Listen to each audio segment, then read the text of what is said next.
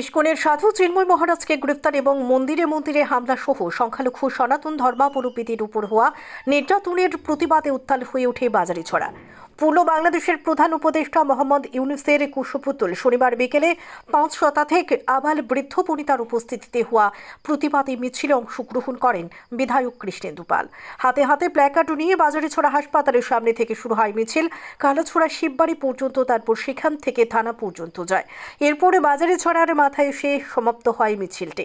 মিছিলে অংশগ্রহণকারীরা বাংলাদেশ বিরোধী নানান স্লোগানে এলাকার আকাশ বাতাস কাঁপিয়ে তোলে।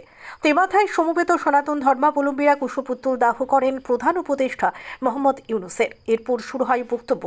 উপস্থিত প্রতিবাদকারীরা বাংলাদেশ সরকারকে হুঙ্কার প্রদান করে অবিলম্বে সনাতন ধর্মাবলম্বীদের উপর নির্যাতন বন্ধ এবং ধর্মীয় প্রতিষ্ঠানে ভাঙচুর বন্ধ সহ বিনা শর্তে ইস্কনের সাধু চিন্ময় মহারাজকে মুক্তি দিতে, অন্যথায় বাংলাদেশের বিরুদ্ধে বৃহত্তর আন্দোলন গড়ে তোলার হুঁশিয়ারি দেন।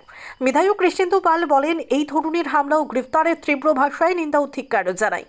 সবার উচিত একত্রিত হয়ে ধর্মীয় সহিংসতা এবং মানবাধিকার রক্ষা করা।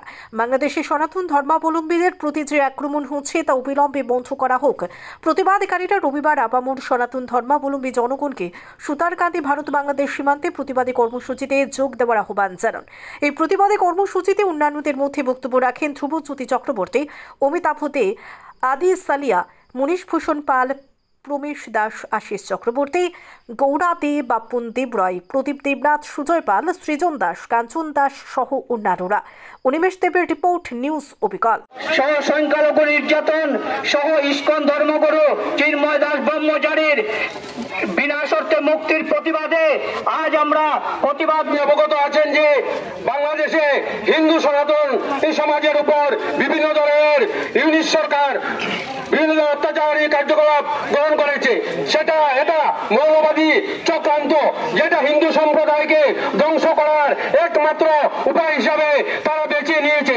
আমাদের হিন্দু সনাতনী সমাজ বাংলাদেশে সংখ্যালঘু হিসাবে পরিচিত আমরা জানি, কিন্তু আমরা অনেক সময় আমাদের মধ্যে এই দুই দেশের বৈমাতৃ সুলভ মনোভাব নিয়ে আমরা হিন্দু সমাজকে কখনো গ্রহণ করতে পারি না।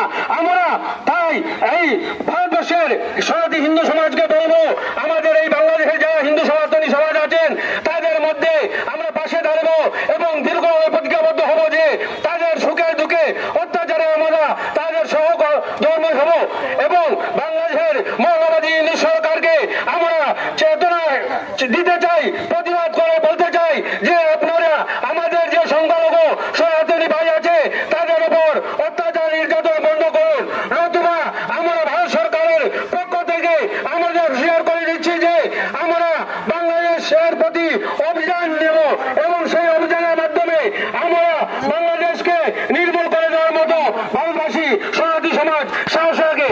তাই সেখানে হিন্দু সংখ্যালঘু সমাজকে আপনারা সুরক্ষা প্রদান করুন। আজকের এই আন্দোলনের সনাতনী ভাইয়েরা, আজকে আমরা এখানে সমবেত হয়েছি। আজকে বিরাট বাংলাদেশে যারা আমাদের স্বজাতির মানুষ, সহধর্মী মানুষ, যারা সনাতনী মানুষ রয়েছে, তাদের দুঃখ দেখলে আপনারা টিভির মাধ্যমে বা এই মিডিয়ার মাধ্যমে আপনারা দেখছেন যে অবস্থাতে আমাদের হিন্দু জাতিকে, সনাতন ধর্মী অবলম্বী মানুষদেরকে যেভাবে নির্যাতন করছে। আজকে অতি দুঃখের কথা, আজকে আমরা এই ইউনিট সরকারকে হুঁশিয়ারি জানাচ্ছি। ভারতবর্ষের এই বাজারিছড়া, এই করিমগঞ্জ শ্রীভূমি জেলা থেকে বাজারিছড়া ঐক্যমঞ্চ, সনাতনী ঐক্যমঞ্চের পক্ষ থেকে আমরা হুঁশিয়ারি জানাচ্ছি, যদি আগামীতে এইভাবেই চলতে থাকে তাহলে আমরা বিরাট ধরনের আন্দোলন করব।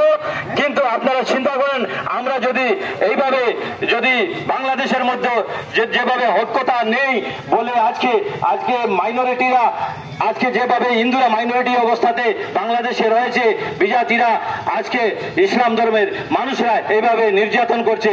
তাই বন্ধুগণ, যাতে ভারতবর্ষে এইভাবে হতে দেবেন না।